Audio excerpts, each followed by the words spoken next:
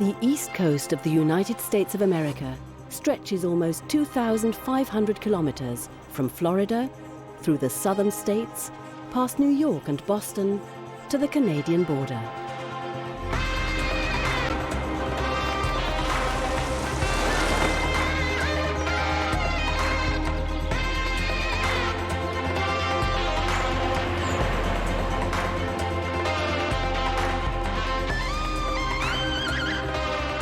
In the far northeast of the USA, the coastal landscape is vast and wild.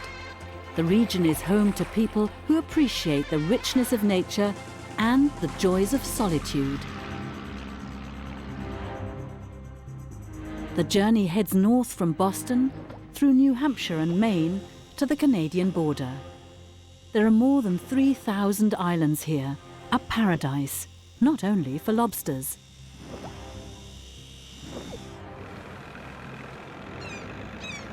Just beyond Boston, Castle Hill reflects the various phases of America's history. Where native tribes once went fishing, English settlers founded a colony. Finally, a wealthy American industrialist immortalized himself by building a Renaissance-style palace here. Just as varied as the East Coast's history is its collection of landscapes. North from Massachusetts, they become increasingly wild and untamed. And the less densely populated the region, the more meaningful a sense of community becomes.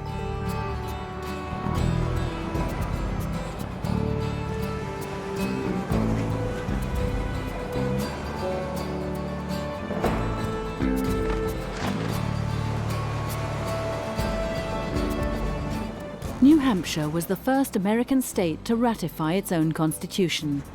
The quest for independence is enshrined in the state's official motto, "Live free or die."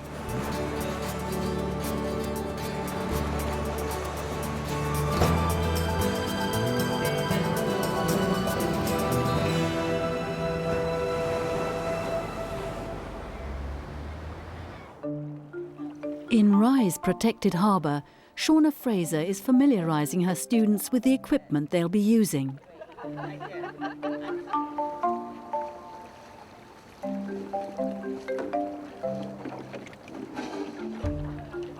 Paddling on the board is only part of the training that Shauna carries out here each Sunday. The coast of New Hampshire is something that's always been really special to me. There's only 12 miles of it, so we feel really lucky to have grown up here. Any opportunity to enjoy the ocean during that small window of time that we have for summer to get out and swim or paddleboard, it's very dear to my heart.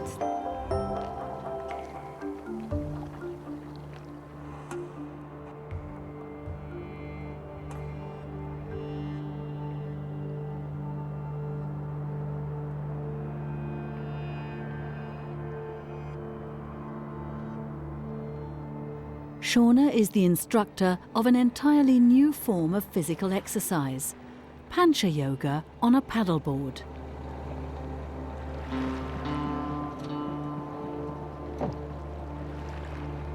Paddleboard yoga is this beautiful combination of coming out here, enjoying the environment, then we just take in the scenery and breathe the ocean air and just enjoy this beautiful place that we live.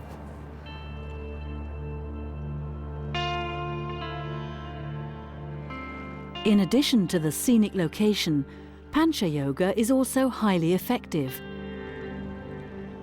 It's all those minor adjustments that we don't have to make when we're on our yoga mat that we do have to make on the board. And so using those smaller twitch muscles to keep you balanced in one place work really well, and so it's quite a difference.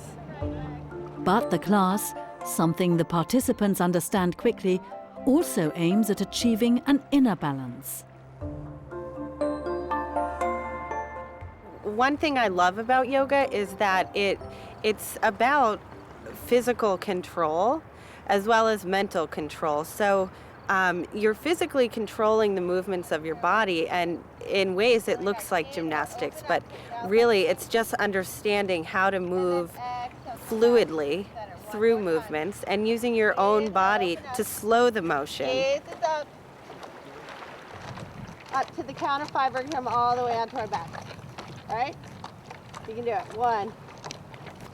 For the first time in my life, I've found something that I will do for the rest of my life, you know, and I will grow doing it, and my practice will grow, and I'll, in the end, be a better person.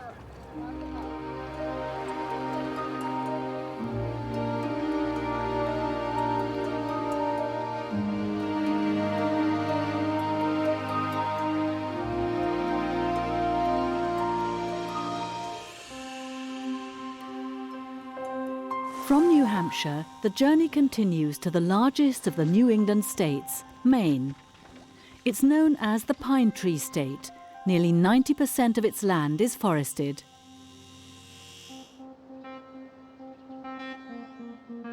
Portsmouth's name is not the only thing that reflects its roots. The historic trading centre was the first capital of the former British colony of New Hampshire.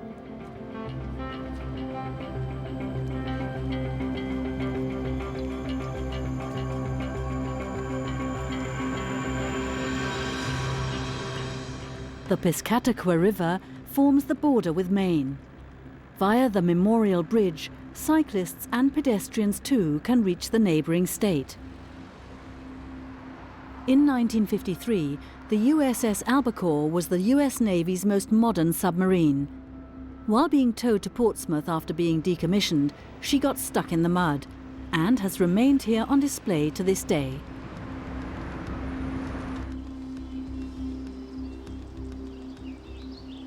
In the coastal town of York, at the southern tip of Maine, a group of friends operate their own business. On an old farm, they make surfboards, entirely from wood.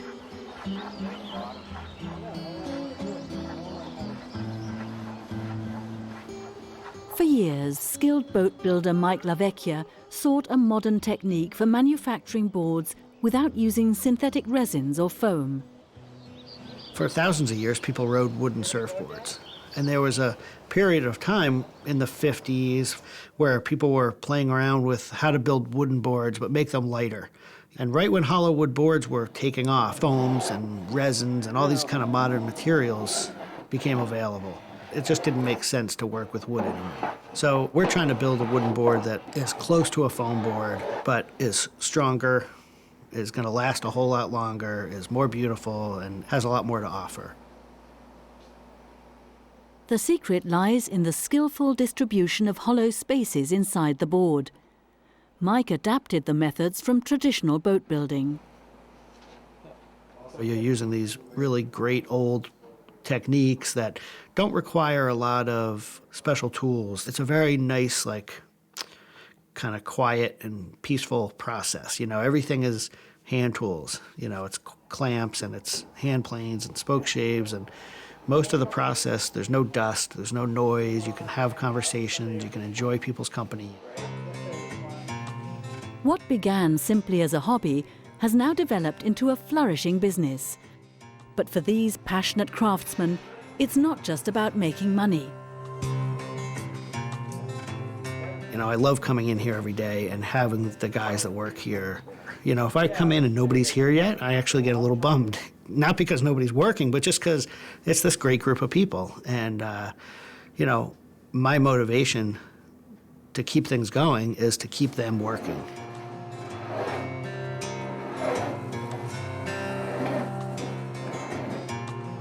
The surfboard designers consider themselves pioneers of a new, environmentally conscious generation of surfers. We really strive to use local material. We use northern white cedar, which is a wood that grows here in the state, and that's hugely important to us.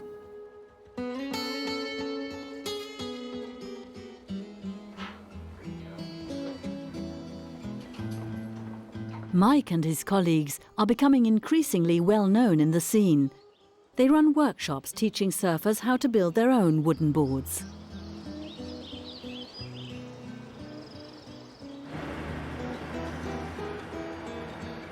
As often as possible, the board builders make the short drive down to the sea.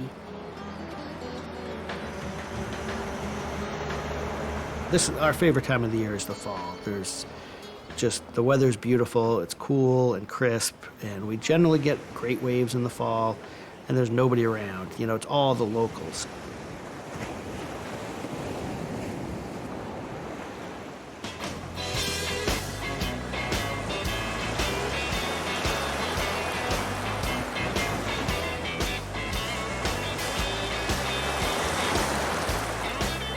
When you build a board yourself, you're married to it. It just makes you take care of it. It makes you enjoy every ounce of the experience.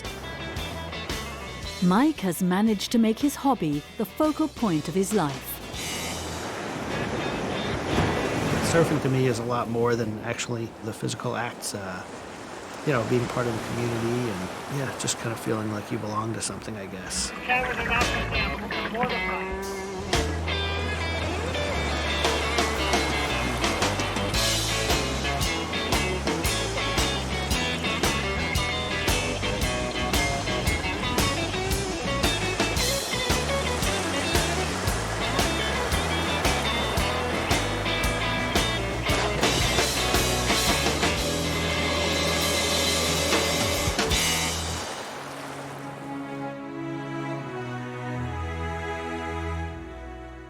Just a few kilometers up from Mike's surfing ground begins a stretch of coast that's popular with affluent summertime visitors.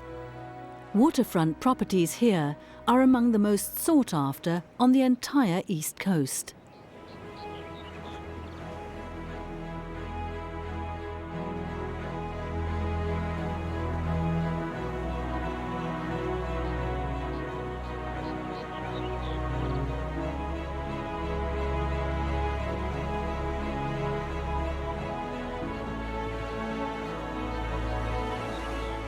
The old Orchard Beach Pier has lured tourists with a variety of entertainment options since 1898.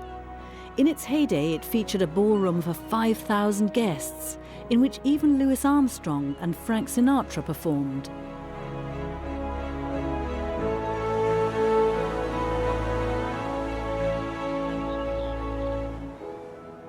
The Portland headlight was personally commissioned by George Washington. At the time, it was illuminated using whale oil. The metal halide lamp used today is visible up to a range of 44 kilometers at night.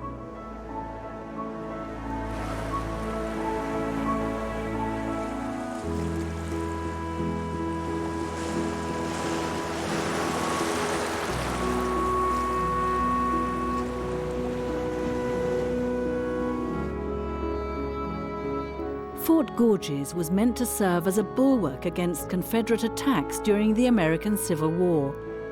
But the development of more modern explosives made the fort obsolete even before its construction was completed.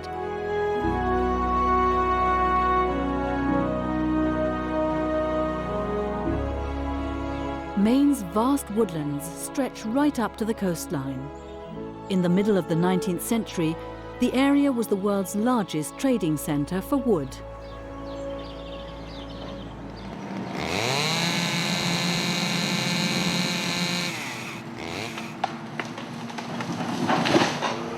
Even today, more than 90,000 people are employed in Maine's timber industry. The raw material is mainly used to produce paper. Allan Higgins manages several tracts of forest land. He trades in timber and runs his own sawmill. The work that we do in the woods, it's tough, there's no doubt about it. If I'm not working on the job site, I'm working on some piece of equipment or something to keep it running. But, I like hard work. I don't have any trouble sleeping at night. Don't have to go to the gym, get my exercise during the day. So, yeah, I like what I do. Almost all of Maine's woodland is privately owned. It's state monitored to ensure sustainable resource management. I like the woods in Maine. I mean, Maine is the most heavily forested state in the United States, so it makes it kind of special. in that if you practice good forage management, you don't really have to plant any trees. I mean, it regenerates itself. This truck dates back to 1985, and Allan has repaired it himself countless times. Being self-sufficient is something he learned from his parents. We had all old tractors and Model A trucks and cars and things, and I learned how to work on those before I worked on anything modern. So I'm not crazy about the new stuff. I don't get fits where I have to have a shiny new pickup. I'm good with the old ones, you know. It's much simpler to work on, simpler to keep going.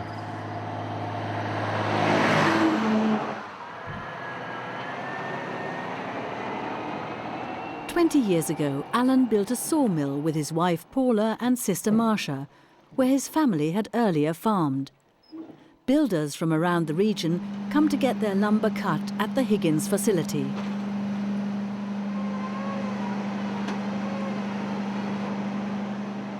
Allan slices the logs, mostly pine and spruce, using an ancient circular saw. The mechanism is almost 100 years old. Maybe I'm a bit of a history nut or something, I don't know, but it still saws good lumber. I mean, it's it's a hand-set mill. It's not the fancy new hydraulics, electronics, but it doesn't cost $500,000 for a carriage either. But it virtually runs, part-time year-round, and I think it actually enjoys working. Sister Marcia and stepdaughter Elisa assist Allan with the hard and sweaty work.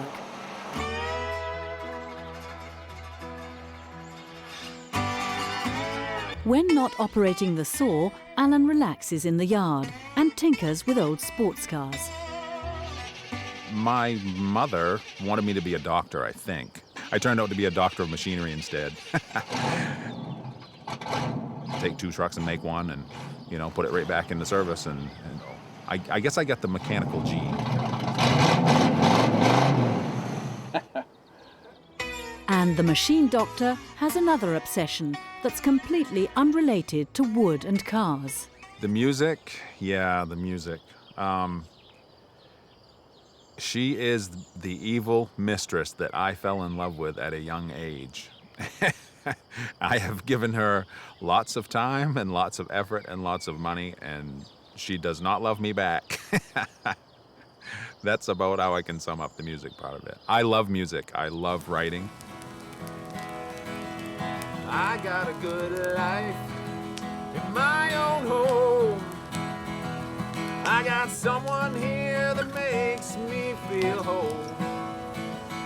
I've played in cover bands, I've played local, I've, toured around in New England and, played a lot of places and, so I've kind of been there and done that with music, except for getting an original song to play on the radio. The more I think about it, what do I have to worry about? So God, if you can hear me. Allan mostly writes songs in his truck on his long drives through the forest. Who knows, maybe the rocking lumberjack will score a hit someday. Any pots of gold, and I don't need a lucky star, 'cause I got everything I need.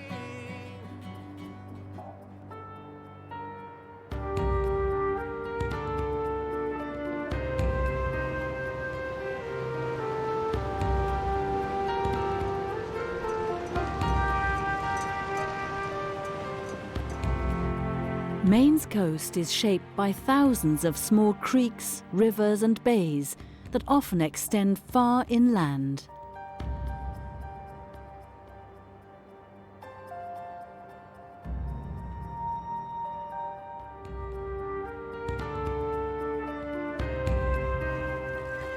Where freshwater and saltwater meet, oysters thrive. It takes 3 years for the shellfish to grow large enough to be harvested.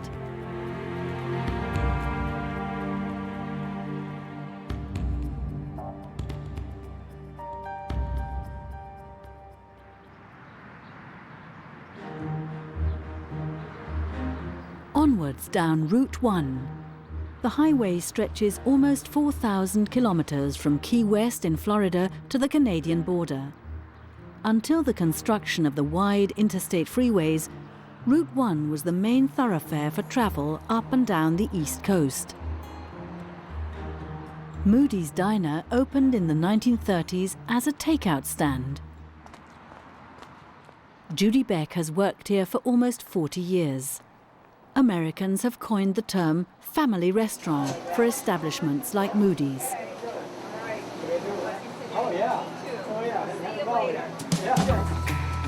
When Judy's shift begins at 8 a.m., business in the diner is already in full swing. Patience is required to grab one of the 100 seating places, but at Moody's, time runs at a different pace anyway. Judy spent her childhood in the restaurant. She's one of the 9 children of the founders, Percy and Bertha Moody. I started when I was 12 years old washing dishes. And the summer that I was 13, my dad had hired somebody, a waitress, and this woman never showed up. So he said to me, "Do you think you can waitress?" Well, you never told my dad no. So, okay.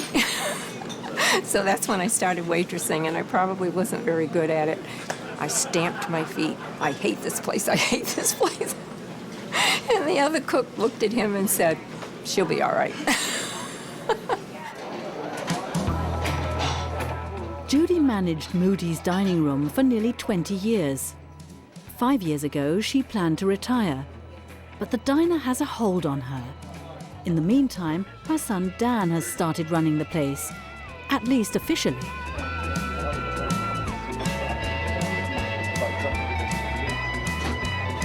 In sparsely populated Maine, Moody's is an institution. Food is good. So Pies are good. pies are excellent. So, and you always meet somebody you don't see somewhere else. We all know who they are, and we have our regulars that just come in every day. And it's just nice to see them. And then when something happens to somebody, we are really sad. Many times we'll, if there's been a death, we'll get a card and everybody will sign it and send it to them. And so it is like a family.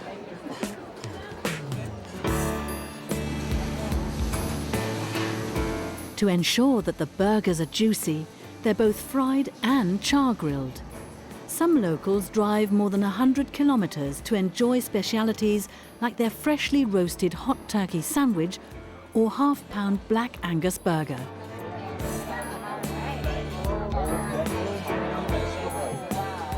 Any changes to the diner's menu or decor are sensitive issues. We have remodeled about 17 times and adding a little here and a little there. But this counter, we were not allowed to change this counter because of all the marks on the counter. They say this is where all the arms are. And so people would say to us, "Don't change the counter." And our booths, they did not want those changed. Now, they're not real comfortable, but we had to make more booths just like these.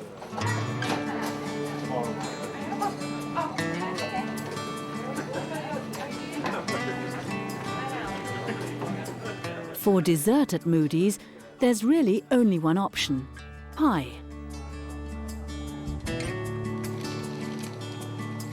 During the summer months, they dish up more than 12 different kinds of pie every day.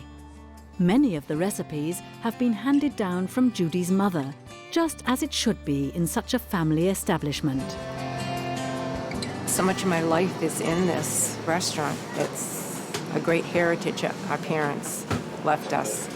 Mom and Dad were very hard workers, and all 9 of us grew up to be hard workers. This place just means a lot to me. Our little saying is, Moody's is a place where old friends meet. And we see that happening all the time.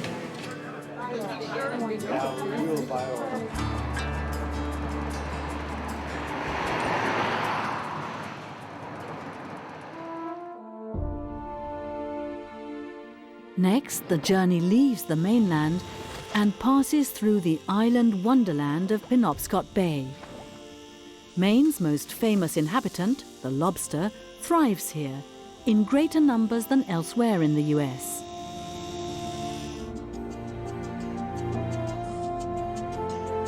Penobscot Bay, with its 4 large islands and hundreds of smaller ones, is one of the most popular sailing areas in the world.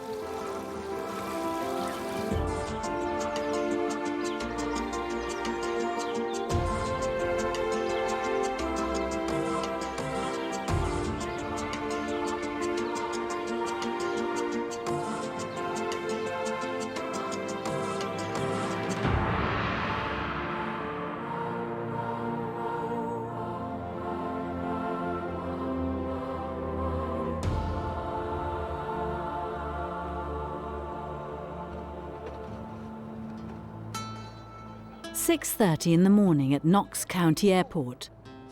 Tomàs Sowles is loading the day's mail into his Cessna 207. Although just 24 years old, the commercial pilot is no novice in the business.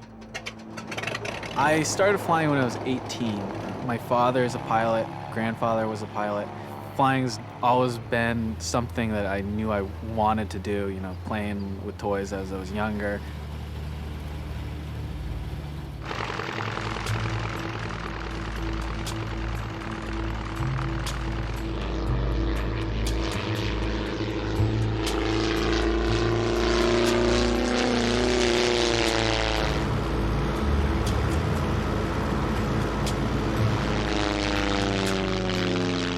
Seven days per week, Tomàs flies to the remote island communities of Penobscot Bay.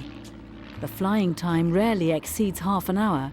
He has flown each stretch hundreds of times.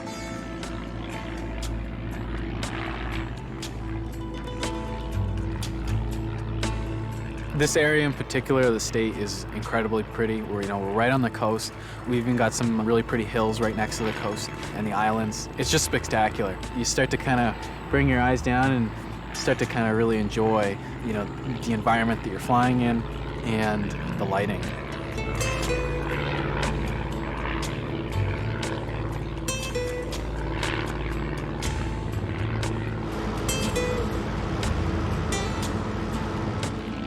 The day's first touchdown is in Vinyl Haven, where there is only a dirt landing strip in the forest.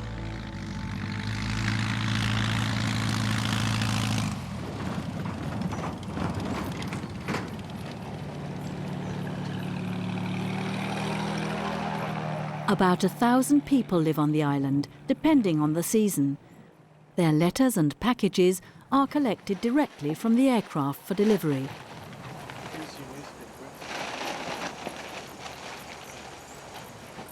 This is a unique service on the East Coast specifically.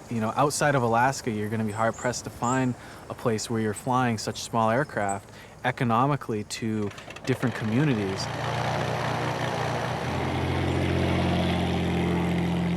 There's no time today for the usual island gossip, as the next assignment is already waiting. On a normal workday in summer, Tomàs works non-stop from sunrise to sunset.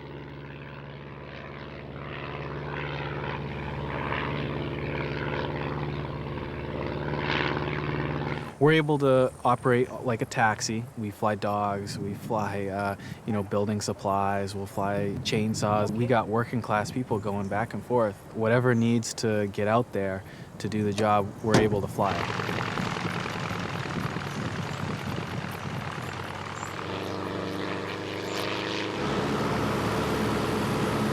Hopping on a plane for most islanders is simply like catching a train elsewhere in the world. And it's not necessarily any more expensive. Landing on Matinicus Island is a challenge each time. As we get closer to the runway and closer to the height of the trees, we're going to start to experience these bumps that we're now experiencing. As we get closer to the trees, the wind kind of works as mechanical turbulence.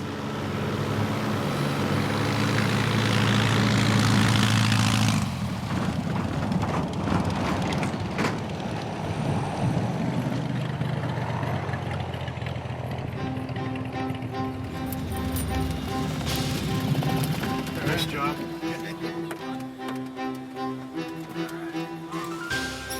In the car.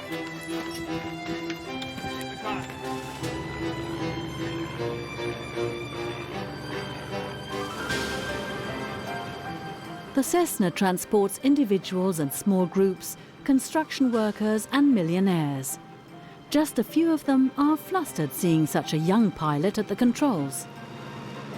When you're standing in the office and dispatch will say to the customer, okay, so you're flying with, Tomàs. They don't think that I'm the pilot, and so when I introduce them, hi, I'm Tomàs, and shake their hand, they, you can definitely say they're kind of taken aback, and, are you sure? So I put them in the plane, I try to be as courteous and professional, and then I try to give them the, the best flight they've ever had. The male pilot job equips young aviators like Tomàs with the best flying experience they could hope for. When I was learning to fly, it was all about understanding your instruments. Now I'm really being able to feel more of the airplane and to understand more of what it's doing. The aircraft is a piece of machinery. It doesn't have a soul. It can't, it can't work just that much more than, maybe like you can push a human to do a little bit more. Well, you can't push an aircraft to do a little bit more. So you're understanding what it's capable of doing and how you're going to translate the motions of that machine into doing what you want to do.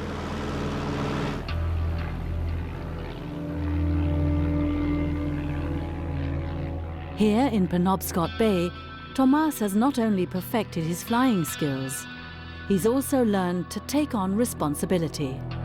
One of the things that I gotta constantly remind myself, it's not just my life that I have up there, I have other people.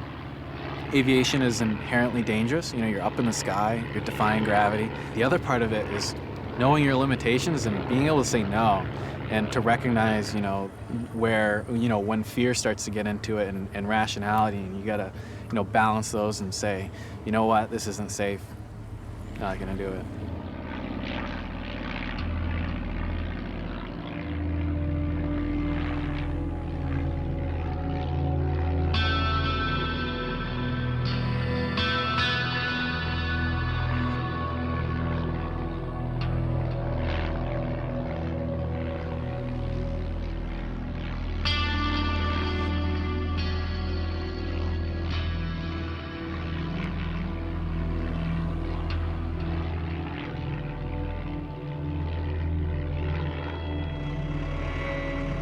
Isle-o-Ho, one of the more remote islands in the bay, is more difficult to access to Tomàs and his Cessna as there is no landing strip. Local residents have to rely on the mailboat instead that stops by each day.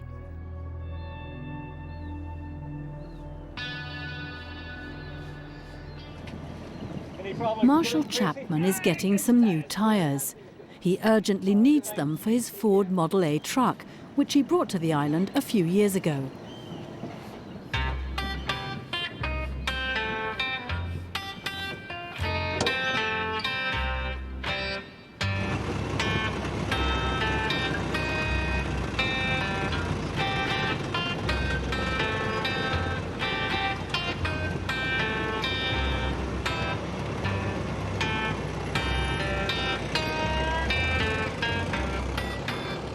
Marshall Chapman is a professor of geology who comes from the state of Kentucky. As a student, he came to Isle-o-Ho for his doctoral research project. The island has never loosened its hold on him. Only about 70 people live here. Telephone services were only provided in 1988. And besides Marshall's Model A, there are barely any cars. These vehicles were made for the roads out here on this island. They're high off the ground. I can take them through the park. I like driving down the road at 33 miles an hour. I see more. It sets the tone for the day. I can't get impatient. Ford produced almost 5 million Model A's between 1928 and 1931. Finding spare parts is no problem. I could pick up a Model A truck relatively cheap, and it's because the old restorers are dying off, and their wives are widows. They want them out of the barn, and so you can pick up a good farm truck relatively cheaply, and then what happens is that they go into your barn and they reproduce, And so you start with one Model A, and then you end up with 4 or 5. I don't know how that happens, but it does. Marshall also owns a Model T, the car that revolutionized America. His dates from 1924. There is that kind of emotional attachment to it. There's something about the curves, there's something about the look of it that I just really appreciate.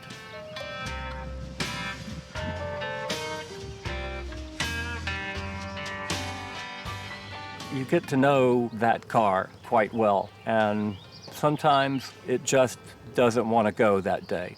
And you just have to let it go and just decide, okay, it's your day off.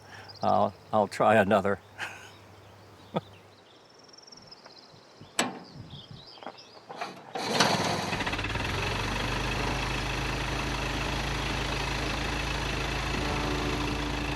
Marshall Chapman devotedly cares for his old cars, but he's not a naive nostalgic.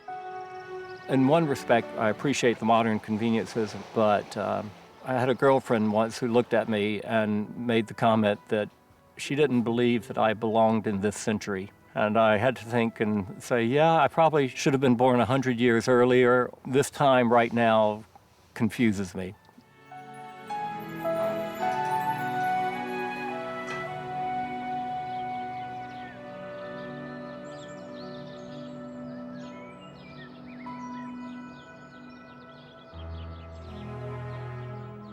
One distinctive feature of the rugged island landscape around Isle aux Hauts became world famous, particularly because of a delicacy. The rocky seabed and moderate water temperature provide an ideal habitat for lobsters. The fishing village of Stonington is essentially the lobster capital of Maine. Almost the entire town lives off this crustacean treat. Lobsters may only be caught using the traps that the fishermen place on the seabed. Genevieve Cyrillic MacDonald has been in the business for 10 years. During the summer, she's out at sea every day, except Sundays, when lobster fishing is forbidden. Lobsters reproduce prolifically in the waters around Stonington. To keep it that way, fishing is strictly regulated. So every lobster in Maine has to be between 3 1/4 and 5 inches. So it goes from the eye socket to the back of their body. This one's legal. You want to check, see if it's a female or male.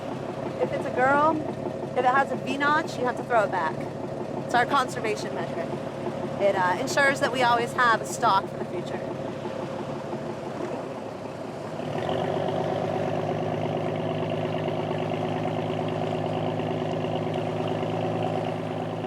There are further regulations applicable even after the lobsters have been caught. They must be kept alive until it's time to prepare them in the kitchen. A lobster spends 99% of its life wild and free. And then we catch them, we handle them really carefully, we band them so they can't hurt each other, we keep them in cold circulating water so they're comfortable, and eventually they do get cooked. But, you know, compared to the other protein or the other meats that you might eat, they have a pretty good life.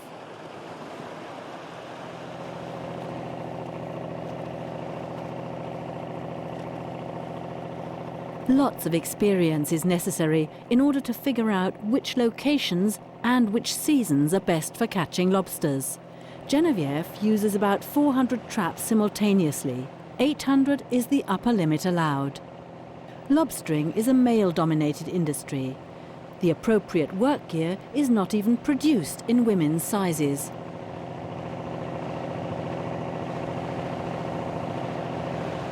When I first started fishing, there weren't that many other women fishermen. But through the years, you've seen more people start to take their daughters, their wives, their girlfriends. And I think women have just gotten more interested in the water. I mean, we're not quite as male-dominated society as we once were. And so by result, now there's a lot more women captains. I think the lobsters like women better.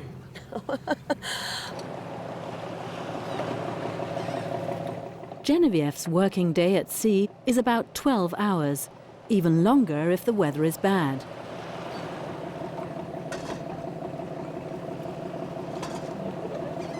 Competition is fierce, and the lobster's location changes are unpredictable. In order to increase the chances of a good catch, the fishermen bait the traps. Genevieve swears by salted herring. Working alone all the time doesn't bother her. Well, I have a pretty small boat, so I like being out here by myself. I take my time, I can move at my own pace. You know, nobody's in a hurry to get in, do anything. I can just come out and be at peace with it. In order to find her traps more easily, Genevieve attaches them to buoys. All fishermen choose their own colour and shape to avoid the risk of confusion.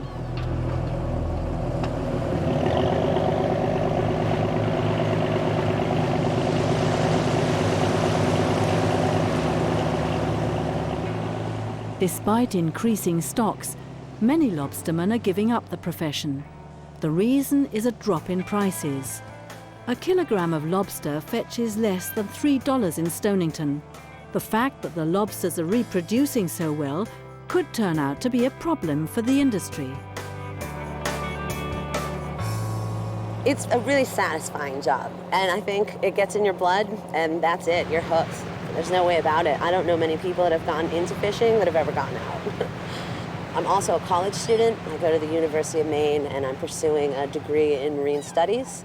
And so if lobstering does collapse, that's my backup plan.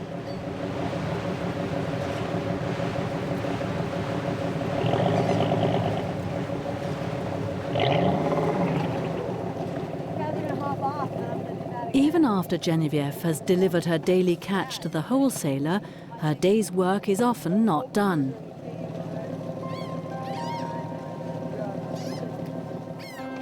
As an active member of the Maine Lobstermen's Association, she works to sustain both the traditional industry and the natural resource. Stonington is a really close-knit community, especially because it's a fishing town. It's a really dangerous occupation. And so there are accidents, there are deaths, there are tragedies that occur, and it really unites the town. People really look out for each other and help each other here.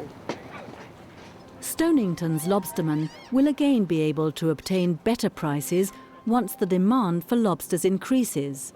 Still, Genevieve doesn't regret her choice of career. I could spend all day, all summer, working outside on the ocean. I mean, it's hard, but I'm strong, and I enjoy it a lot. I would like to lobster for the rest of my life.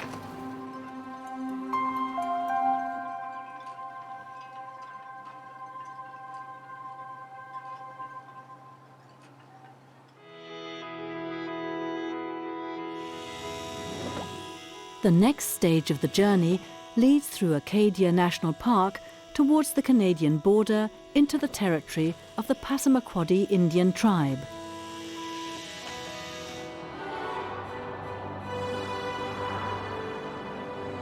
The Penobscot Narrows Bridge is one of the most modern cable-stayed bridges in the world. From the observatory, visitors have excellent views of the nearby fort, the first in Maine to be constructed from granite instead of wood.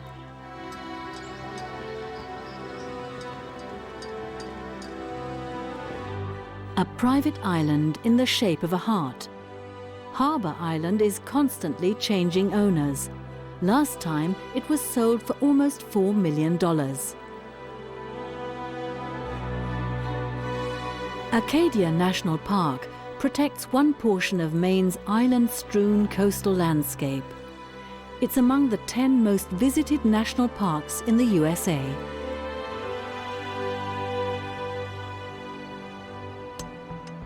Despite a huge native fish population, there is also aquaculture along Maine's shoreline.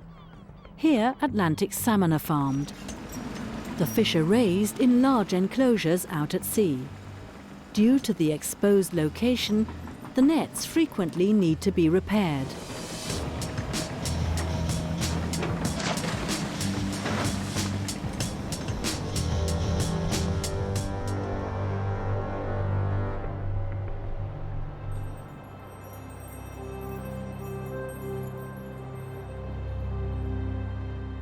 the easternmost point of the United States, ships must often deal with a perilous fog that can develop within minutes. The Lubeck Channel Lighthouse is an important point of orientation. It lies just 150 meters from Canadian territory. The region is home to the Passamaquoddy Indian tribe. About 2,500 members remain. David Moses Bridges has revived one of his tribe's ancient crafts. I became a canoe maker because I've been fascinated with them my whole life. My great-grandfather was the last of the old-time canoe makers. It was a 3,500-year-old tradition that was about to become extinct.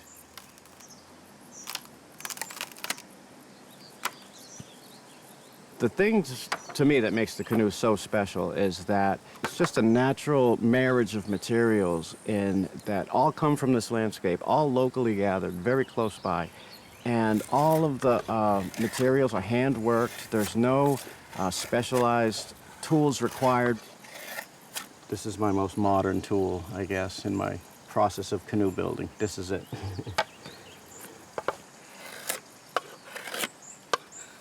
So by hand splitting, I retain the natural strength of the cedar and its natural flexibility. I don't have to use sandpaper or cabinet scrapers or anything like that to smooth it because the knife finish leaves it perfect. And you can see just how nicely that does it, right, just like that. Also works very well on edge. Cuts right through that cedar quite nicely.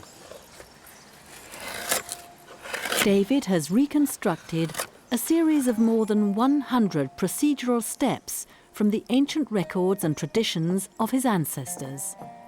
For example, the art of boiling the wood so that it can be shaped into the rounded ribs that hold the canoe together.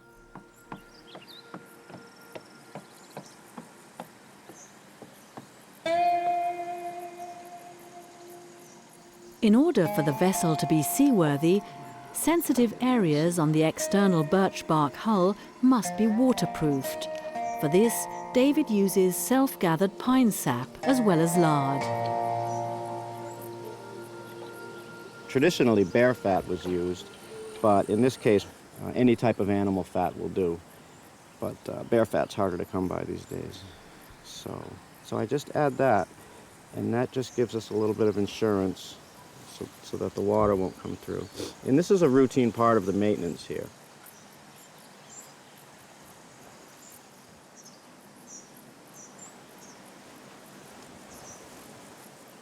After spending so much time with them, building them, there's 500 hours in construction and a couple hundred hours in gathering. So you develop a relationship with them. You know where the bark came from. You know where the cedar came from. You've gathered every piece yourself. You've hand-worked every piece. So yeah, I develop a fondness for them after all that time spent together. David mostly sells his canoes to museums that want to show how the Passamaquoddy lived and worked thousands of years ago.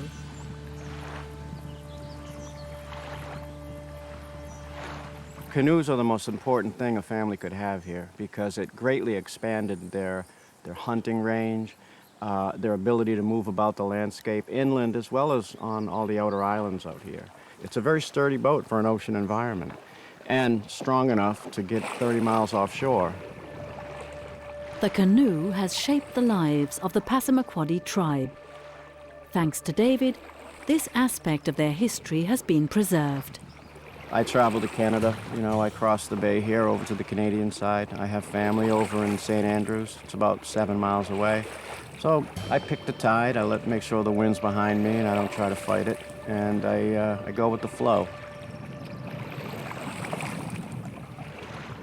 The U.S.-Canadian border doesn't mean anything to me. It's an invisible line that somebody created, and it might matter to a lot of people, but this is all Wabanaki territory, all of this. This is Kadakmiuk, this is the earth, this is our land, and that's all I need to know. So I travel over there.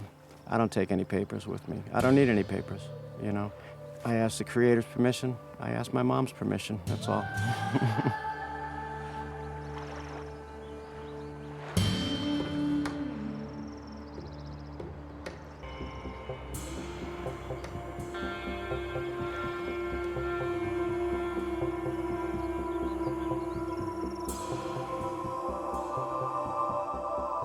In the far northeast of the USA, Indian summer has set in. The delightfully warm post-summer days, the clean, dry air, and occasional nighttime frost give the leaves an extraordinary colour.